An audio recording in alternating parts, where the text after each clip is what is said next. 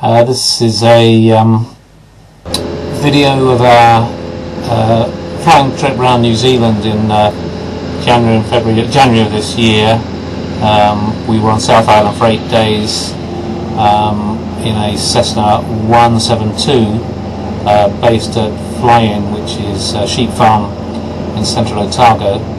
Here we are sort of flying as a Tasman Glacier, flying over the Alps towards Mount Cook. I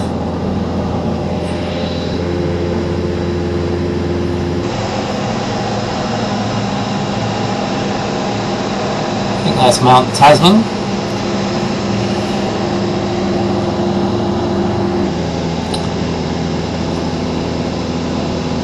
It's a very still day, luckily, so we could get in quite tight with a bit of crowd about. That's Mount Cook itself, and that's Mount Tasman.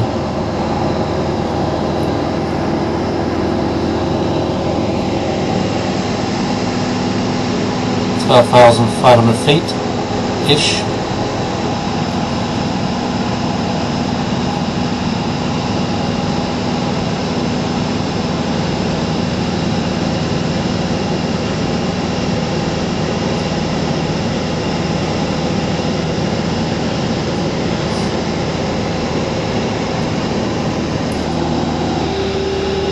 We're able to get in quite close and actually get in and fly around one of the ice fields right underneath the summit of Mount Cook. It's coming up to it now on the left.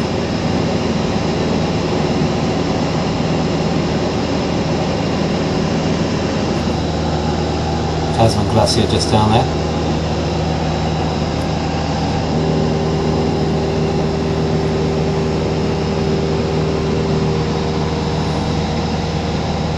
We're about 8,500 feet here.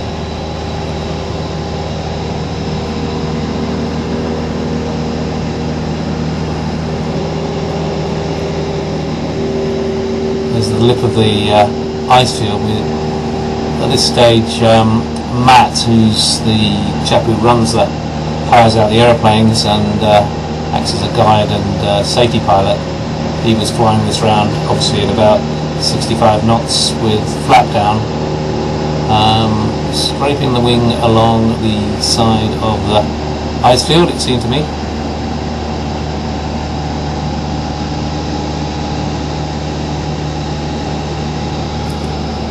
Looking up at the peak.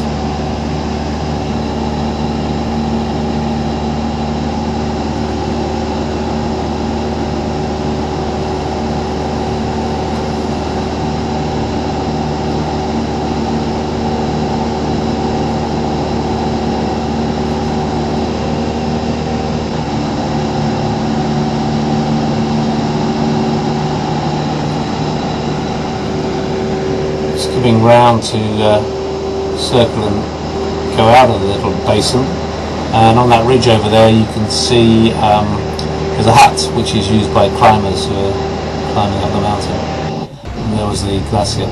We also did quite a bit of rough strip flying, and the strips all around Otago, which are used by farmers obviously for crop spraying and seeding and that sort of thing.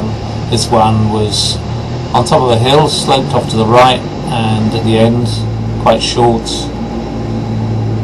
I think it was called Minaret, and it was near Cromwell in central Otago. Spent a whole day just going around from strip to strip, which was great.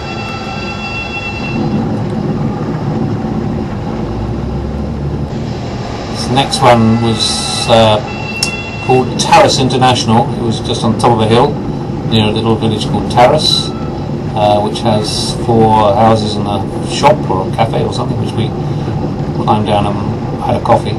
It's also the place where Shrek, the merino ram, which was loose for about 5 years and had God knows how much wool on it, was found. This is Sir Tim Wallace's private strip near Lake Wanaka. He bought a Mustang and Spitfire into New Zealand, and also built up the Wanaka Airshow to the sort of global presence it has today. This is his lodge, is based just here. Another day we flew down to Milford Sound through the fjord area, and here we were trying to get, the cloud was quite low and we were trying to break through into what's called Doubtful Sound, to see whether we could get through to the coast and then work our way back up. This is the pass. Matt realised that actually, although we could probably get through it, we might not be able to get back or out the other side, so we decided to go another way. And the other way was over the McKinnon Pass, which is part of the big walking trail down to Milford Sound, and that's the pass ahead of us there, and you can see it's clear when we get over it. There are walking tracks all the way up the side of that bit of the hill, and you can probably see them as we go over the top.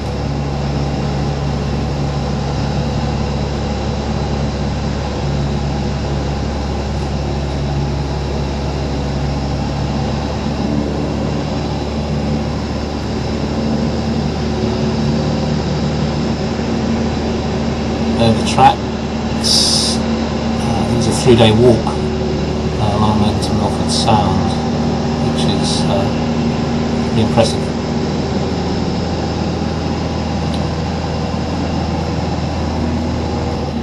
On our way into Milford Sound we came past this lake, Lake Quill, and again, which has got a massive waterfall, or a very high waterfall, and again Matt decided we could fly around the inside of it,